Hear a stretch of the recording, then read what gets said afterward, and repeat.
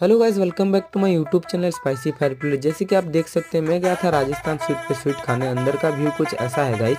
पहले मैं आप सभी को बता दूं, ये 2023 का वीडियो है, दिसंबर के महीने का।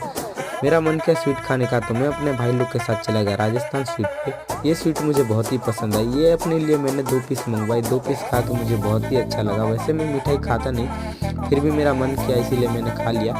ये स्वीट खा के बहुत ही अच्छा लगा। अगर आप लोगों को मेरी वीडियो पसंद आई हो तो please like, comment, share, subscribe.